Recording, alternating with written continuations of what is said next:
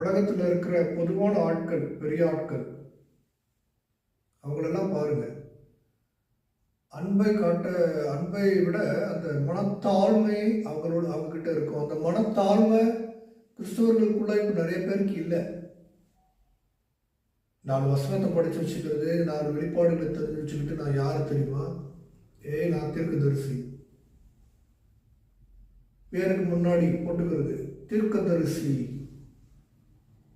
Prophet, reverend, left reverend, right reverend, forward reverend, back reverend, bishop.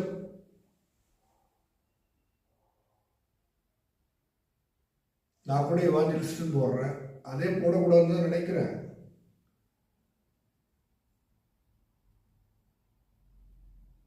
இந்த வானாதி வானங்களையும் பூமியையும் சமுத்திரங்களையும் படைத்த தேவனை, யார?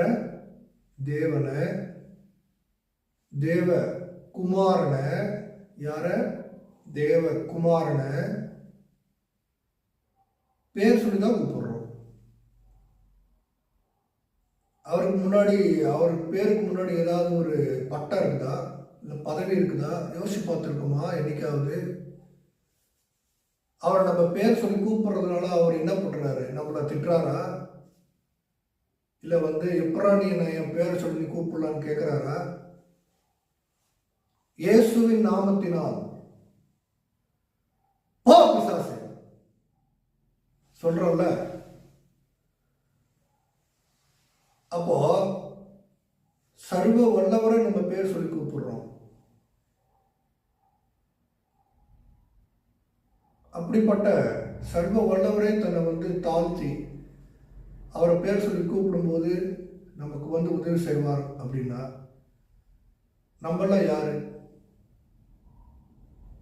அந்த மரியாதையை எதிர்பார்க்கணும். மரியாதை தானா வரணும். பேர் பின்னாடி போட்டுக்கிட்டு வர வைக்க கூடாது. இன்னைக்கு யாரையாவது ஒரு பிஷப்பையோ, ஒரு ரெவரண்டையோ, ஒரு தேவனுடைய ஊழியக்காரர், அவர் ரொம்ப வருஷம் ஊழியம் செய்திருக்கலாம், அவரை போய் நம்ம பேர் சொல்லி கூப்பிட முடியுமா? கூப்பிட்டா என்ன ஆகும்? யாரா நீ என்ன பேர் சொல்லி கூப்பிடுற? அவ்வளோ தெரியும் ஆயிடுச்சு அவனுக்கு. அப்படிதானே தோணும் அவருக்கு. அப்போ தேவச்சனமே, கர்த்தராகிய இயேசு கிறிஸ்துவினுடைய சகோதர சகோதரிகளே, எனக்கு பிரியமான சகோதர சகோதரிகளே, ஏன் இப்படி பேசுற அப்படின்னு நினைக்காதீங்க. என் மனசுல இருக்கிற ஆதங்கம்